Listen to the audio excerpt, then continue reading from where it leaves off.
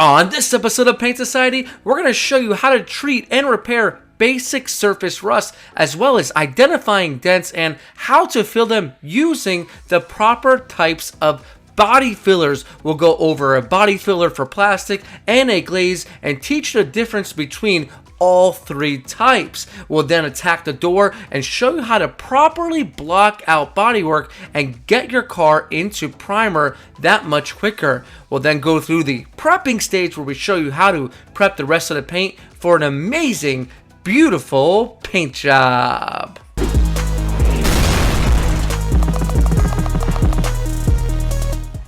What's going on, and welcome back to another episode of Paint Society, the channel where the learning doesn't stop when the video ends. Today, we're going to be fixing some very, very light rust on this Lexus RX. Let's take a look. And here is the rust that we're talking about. It's very, very minor, and well, although it is very minor, we still got to completely paint both doors. So the first thing is going to be to take everything apart.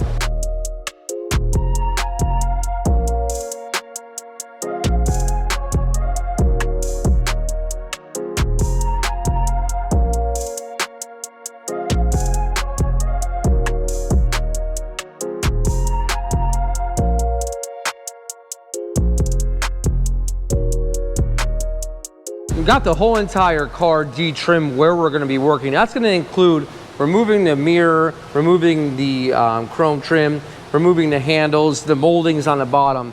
Now we can actually start working on the car. Now, let me show you what we got here. It's not actually dented or anything.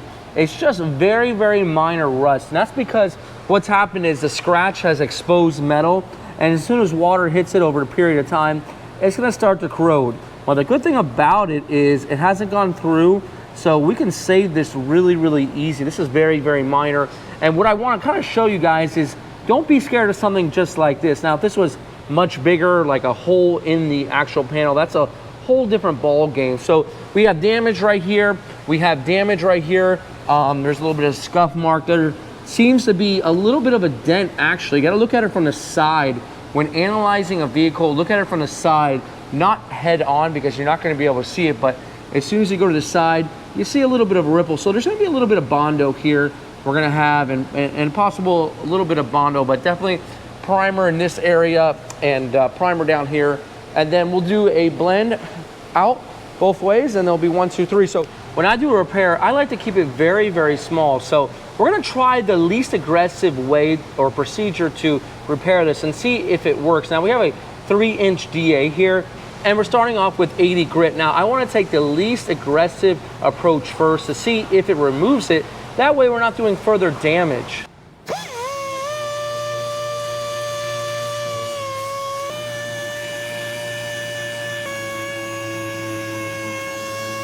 And for something like this, we can see it took it off the surface, and well, it will come out pretty easy, just a little bit right in here, but the sandpaper was too flat, and this is a little bit of an angle, so we need something to get that out. For this, I'm going to use a wire wheel and my drill. And after the wire wheel, you can see our metal's really clean. That's exactly what we want, and well, it's a good indication that we can do this repair without having to cut anything or replace anything. So this is a small, tiny indentation that body filler can fill. If it was a big dent, then we obviously would pull it.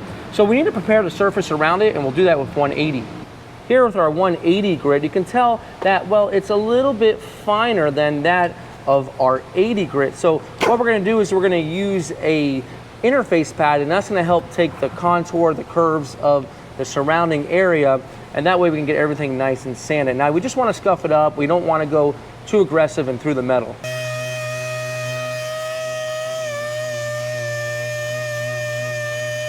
Now here with that scratch, we're going to do the same exact thing. We're just going to use our 180 with the interface.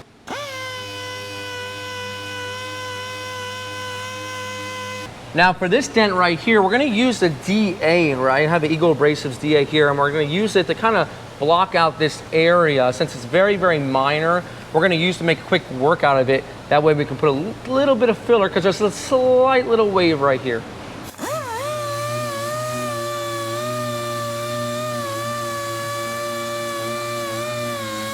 And you can see here, there's the tiniest of dent that a little bit of filler can take. Like I said, if there was a big punched in dent, we would pull it out, but I barely can even feel this with my hand, but you'll definitely see it when paint hits it.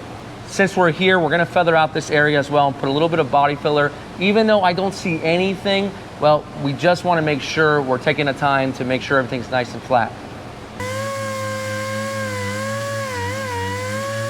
And this would be a properly feathered out repair so far. You can see you want about a 1/4 inch between the paint layers. That way when we put our primer on it, we're not gonna get that halo, that edge around it. Well, this is what we call smoothing out the layers properly before body filler and primer. Before we use our glaze, we're gonna use some wax and grease remover just to pull off any of the contaminants or any of that dirt still stuck in the sand scratches. Well, there's a few different kinds of fillers. Now, this would be for your more intense hits where you got a lot of damage and you did a lot of metal work.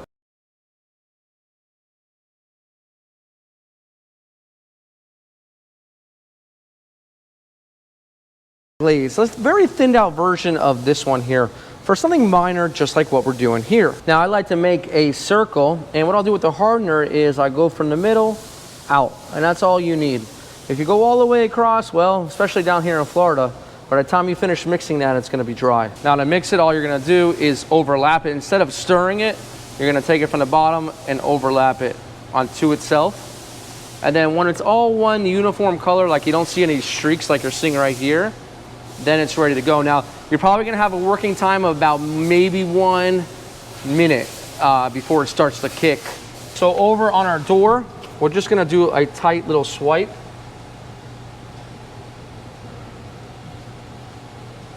Just like that. And don't worry, we're gonna be able to sand it after. On the other side, we'll do a little bit. Okay, we'll leave it just like that.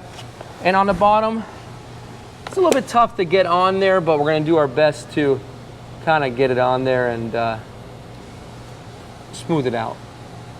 Like that. If it has a little bit of a buildup, don't worry too much. That's actually not a bad thing. We'll be able to sand that all down. Just like that. Now we'll allow that to dry a good 15 minutes before we start sanding it. Now, as we were putting filler on, we noticed there was a little bit of a ripple here, similar ripple. So we're gonna do the same thing in this area.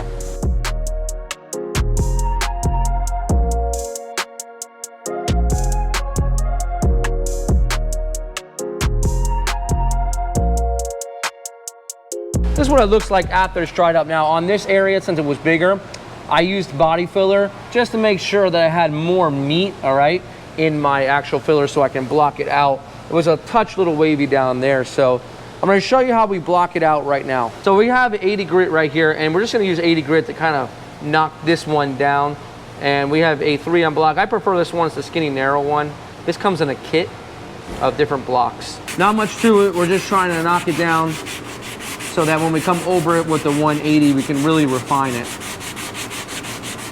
Another reason why I like this block is it just fits in easy to all those little tight contoured areas.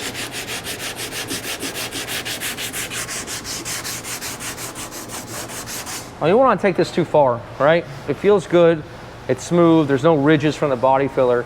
So we're just gonna slightly knock down where we had our glaze. And by slightly, I mean slightly, like seriously, just run over it. Glaze is super thin to begin with. It doesn't take a lot. I just want to just do a touch of shaping right here where that tight little indentation was. That is it. What I'll do is I'll open a door and just take my 80 right here just to clean up that Bondo edge, right? And plus with the door open, you can get to, you know, the end of the body work. You just have to make sure to mask up the inside of the car so no body filler will get in there. I can do just a little bit more refining here at the edge. You can see that nice body line shaping up really, really good. Now we're gonna come in with the 180 grit. When we put body filler on, it's gonna go in areas beyond where you want it to go. So that's when we're gonna use our 180 to get that off. And by using a block on our body work, we can really ensure that when it's all done and primered and painted, that it's gonna be nice and flat, just like the factory. Now, same thing over here. We're gonna refine it. We're gonna be going a little bit further now than just localizing into the body filler area.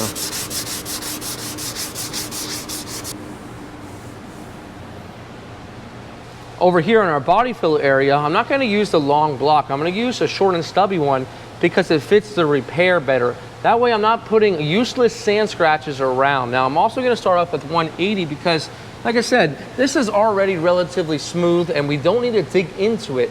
We always want to use the least aggressive approach.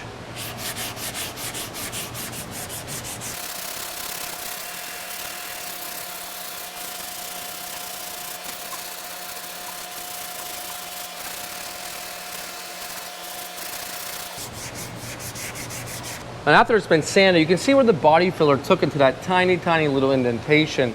And over here, well, there wasn't any dent, but it did take a little bit. And well, the primer would have done the same thing, but it's just good reassurance. Now, I will tell you, as a painter and someone that is actually doing the body work and the paint work, well, that's kind of a good thing because now I know that, hey, I have this much area to blend, whereas the body man might not really understand that and be a little bit more reckless and take their sanding and primer further down into the panel, since I only have this door and this door to paint. I'm not going to get into the quarter panel and not going to get into the fender, especially for something this little. So you always want to keep the repair as small as possible. I'm going to show you how to get rid of these 180 grit scratches right now because I don't want to prime over that. What we have here, like I said, is 180, and some body man or painters will tell you you can stop and prime right there. I'm going to tell you that 180 by hand is much more aggressive than 180 with a DA. I'd rather have a primer shrink into a 320 grit scratch than a 180 because all primers are eventually going to shrink, 2-pack primers. And when they shrink, they're going to shrink into something much smaller than that of a 180. So we're just going to kind of take our area right here. We're going to kind of connect the dots. So I'm going to bridge this whole area. So rather than having 600 after we scuff it and 320 here, we're going to make this whole area one. What we call bridging the gap or connecting the dot.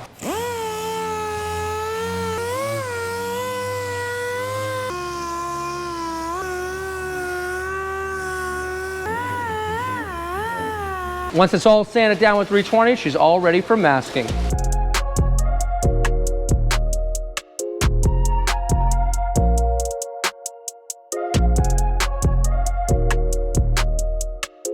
We're all ready for primer. Now you can see we only have sanded areas where our body filler is, and we have some shiny paint.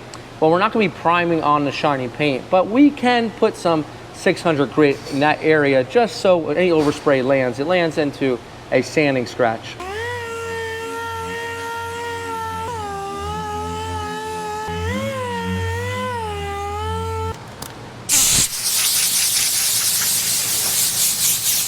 Now before we primer, once again, wax and grease remover. I always tell you guys, clean, clean, clean, and it starts from way before you even get the car into the paint booth.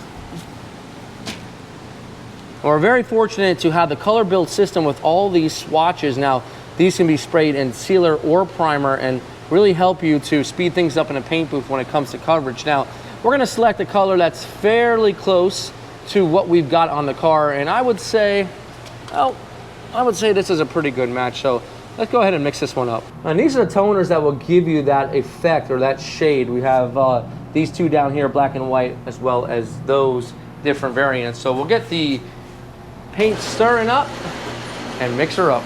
To mix it up, we're gonna use a PPS cup. This is the 8-ounce cup, and this is the liner that will go in it. Now remember, all products will be linked in the description so that you can do the same exact thing on your project.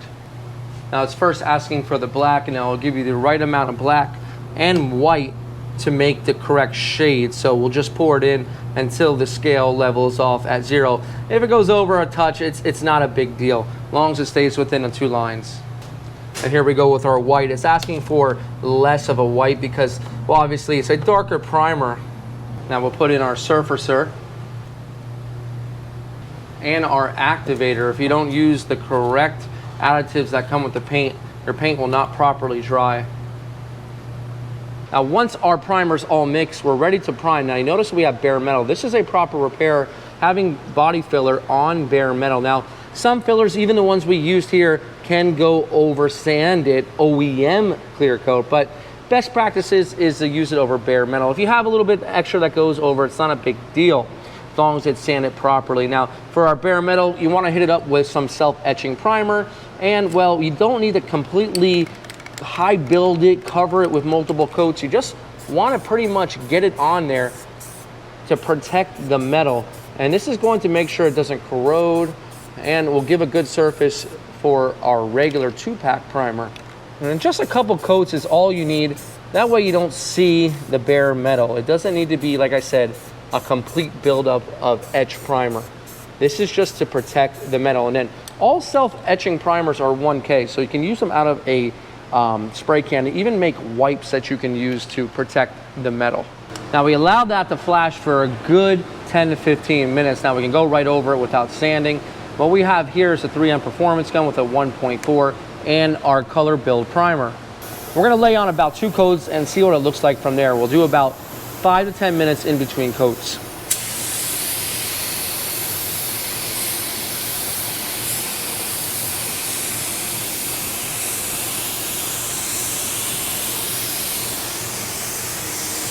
We can see how good of a color match that is. And well, what we did is we bridged the gap, all right? We connected the dots. Even though we didn't have any body work here, we were still generally working in this area. So it's better to make one even primer area rather than a spot here, a spot here. Now, if I had a spot over here and a spot way over here, I wouldn't connect them. But if it's within 8 to 10 inches, I'll go ahead and I'll connect them. 10 minutes later, it's ready for its second coat. Now, we'll extend it just an inch or so. We're still gonna keep it within this area. Never, ever, ever, ever, ever, never, ever, ever, ever, never, ever, ever primer up to a tape line. That'll give you a hard edge. You'll never be able to get it out.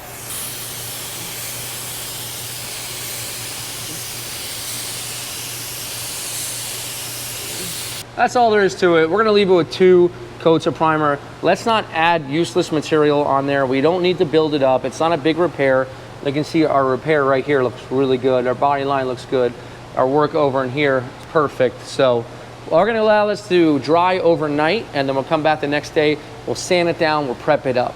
I have my little Eagle abrasives block and my K600. Now K600 is gonna cut at the speed of a P320, but it's gonna leave a 600 grit scratch. And for metallic, since I'm not gonna seal it, well, I don't wanna introduce really, really rough scratches. So these are essentially the sheets, and they're cut into 2, and you'll put it on your block. And if this was a huge area with a lot of mud, then I wouldn't use something like this. Well, since it's so small, then we can use a block just to flatten it out. But if we had a lot of filler, then I would take those big blocks back out and block it out with guide coat. So basically, you want to try to keep that same cross hatch pattern as you did when you were sanding your filler. And once again, this is a K600 scratch, so we don't have to worry about really aggressiveness over here. To be honest with you, although we got 2 large doors to blend on, you lose your real estate easily and quickly if you go beyond the repair. And the block is great for these little contoured areas because it really does fit into them. Basically what we're doing is we're smoothing out the primer so paint can lay on it. We can't just paint over primer that hasn't been sanded because the primer's job is to fill, and well, when it fills, it's gonna leave it a little bit uneven in some areas. Now we're checking for if we have pinholes, we're checking for uneven spots along the way. You can always rub off your sandpaper if it gets a little dusty. Once it's blocked out, we want to go over it with a DA. Now you can use any DA. This is a Kovacs. I like it because it all fits together. It has an interface pad. And we're still using that K600, but we're using it now with the DA paper. And the reason why we want to use a DA is because it's a less aggressive scratch than by hand.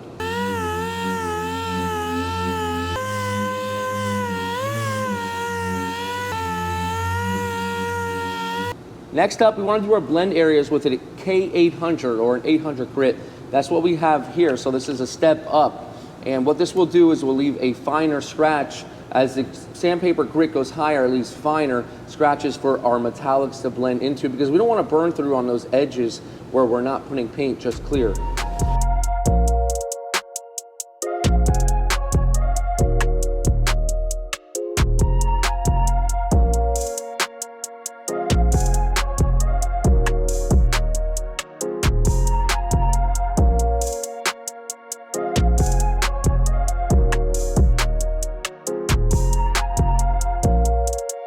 So you can see that we stayed off of our edges. We only really did the main flat areas. Now I'm going to show you how to get these areas. I like to get these areas by hand just so we don't burn through, because you have more control when you're doing things by hand. Now there's two things we can use for those areas that a DA doesn't get to. This is that K800, the same type of paper, but it's on a little bit of an interface block, or you can use a hand pad, or you can use the gray scuff pad. That's really the same thing. I prefer to use this in the areas that are kind of across where the door is. It just gives me a nicer sand that I can control.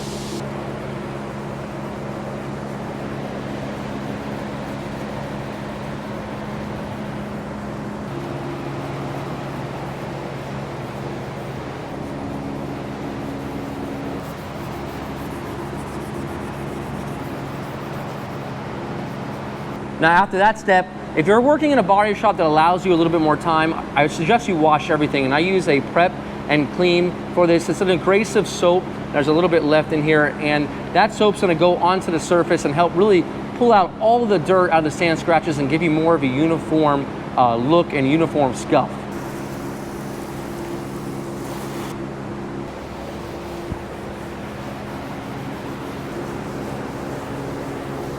After that, we'll give it a nice wash, get all the soap, everything off of the surface. We'll allow this to dry, and then it's time to hit the paint booth. And just like that, she is ready to spray. Now, this is a video only on how to do minor rust repair and prep it from there. Well, it's not a paint video, but I'm gonna show you how we finish up. So let's get started.